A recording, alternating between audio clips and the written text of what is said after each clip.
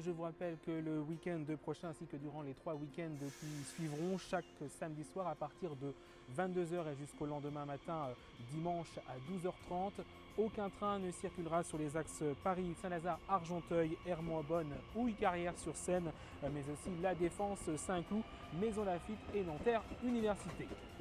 En effet, des travaux d'aménagement de la voirie réalisés par la mairie de Paris sur le pont et la passerelle de Pont-Cardinet nécessitera l'interruption totale des circulations au départ et à l'arrivée de la gare de Paris-Saint-Lazare.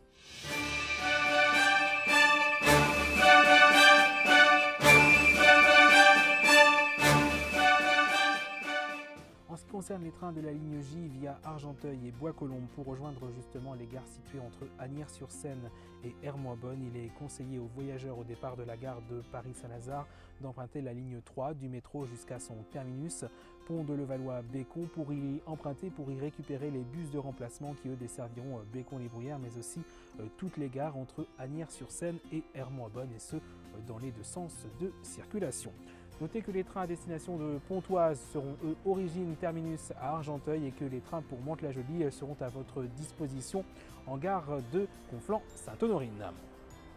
Alors n'hésitez pas le plus possible à préparer en amont vos déplacements grâce notamment à l'appli SNCF et à ses alertes programmables. Aussi effectivement n'hésitez pas à consulter les fils Twitter et blog de vos lignes ainsi que les flyers et affiches travaux à votre disposition en gare. Mais aussi vous pouvez d'ailleurs retrouver et consulter les agents qui sont à votre disposition pour vous conseiller et vous orienter. N'hésitez donc pas à les solliciter. Durant les travaux, et vous connaissez la formule, n'hésitez pas à covoiturer. Selon les conditions, Transilien vous rembourse. Plus d'informations sur le site d'Idevroom, idevroom.com.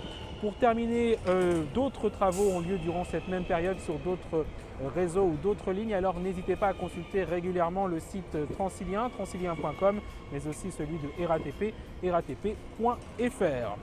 Pour ma part, je vous laisse dans la description de cette vidéo des liens vers les sites et documents utiles à télécharger pour justement préparer au mieux vos déplacements. Justement, n'hésitez pas effectivement à partager le plus possible cette vidéo. Même conseil qu'à chaque fois, je vous invite à anticiper vos déplacements en les préparant en amont. Ça évite effectivement les surprises de dernière minute. Pour ma part, je vous laisse effectivement et je vous retrouve pas plus tard que le 13 et 14 août pour ce premier week-end de travaux à partir de 22 h et je vous accompagnerai effectivement jusqu'à 6 h le lendemain matin dimanche. Ciao!